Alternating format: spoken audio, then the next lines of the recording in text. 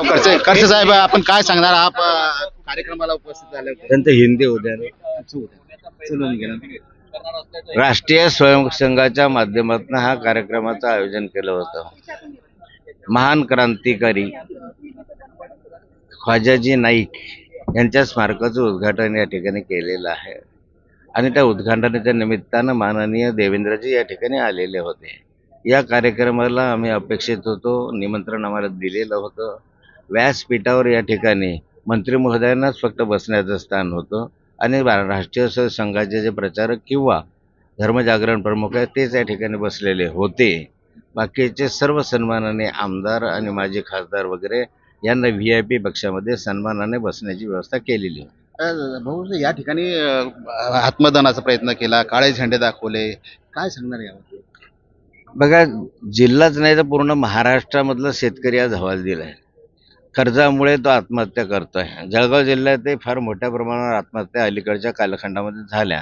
शासनाने मदत मिळत नाही, शेतमालाला भाव नाही, शेती करणं परवडत नाही, शेतकऱ्याची कर्जमाफी करावी म्हणून सरकार वारंवार सांगताय पण ते होत नाही.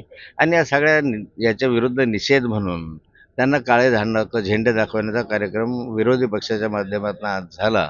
आणि त्याबरोबर कॉन्ट्रॅक्टर जे आहेत त्या कॉन्ट्रॅक्टरना पोलीस त्रास देतात. त्यांच्याकडे जवळजवळ 2 वर्षामध्ये कॉन्ट्रॅक्टरने केलेल्या कामाचे बिलं मिळालेले म्हणून त्याने आंदोलन केले, उपोषण केले. आज कॉन्ट्रॅक्टरही अडचणीमध्ये आलेला आहे आणि त्यामुळे कॉन्ट्रॅक्टरही आज आत्मदानाचा प्रयत्न करतो असं चित्र जळगाव जिल्ह्यामध्ये दिसत आहे. सर, दादा, तुम्हाला राष्ट्रवादीतून हे करणार हा जाऊ दे, झाला त्या ठिकाणी जुनं झालं. या ठिकाणी शेतकऱ्यांना फार अडचणी भोगावं लागत आहे. त्यामुळे राष्ट्रवादीच्या वतीने, शरद पवार गटाच्या वतीने या ठिकाणी काळे झेंडे दाखवण्यात आले असते एकनाथराव खडसे यांनी सांगितलं. इन्क्युबेशन सेंटर उभारणे, जनजाती लोकसंस्कृती लोककला जतन संवर्धन केंद्र उभारणी करणं असे उपक्रम राबवण्याचा मागणीवर लाभलेले आहेत त्यांचा परिचय करून आहे. असे आजच्या उद्घाटन सोहळ्याचे उद्घाटक आपल्या राज्याचे लाडके मुख्यमंत्री माननीय नामदार देवेंद्र फडणवीस साहेब आहेत. त्यांच्यासोबत प्रमुख अतिथी म्हणून माननीय शरदरावजी डोले, मूळचे कोल्हापूर जिल्ह्याचे असून मेकॅनिकल इंजिनिअरिंग पर्यंत. बंधू भगिनींनो, आजचा दिवस आपल्या संस्थेच्या दृष्टीनं सुवर्णाक्षरांनी नोंद व्हावी असा आहे.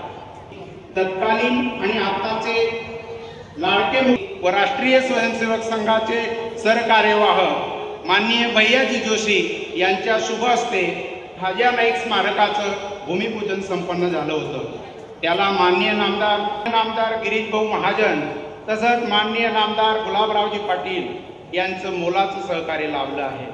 तसेच जळगाव जिल्ह्याचे महाशय जिल्हाधिकारी, जिल्हा परिषदचे मुख्य कार्यकारी अधिकारी, सार्वजनिक बांधकाम विभागाचे सर्व अभियंते आणि ज्ञाती कन्स्ट्रक्शन पुणे यांचंही सहकार्य लाभलेलं आहे.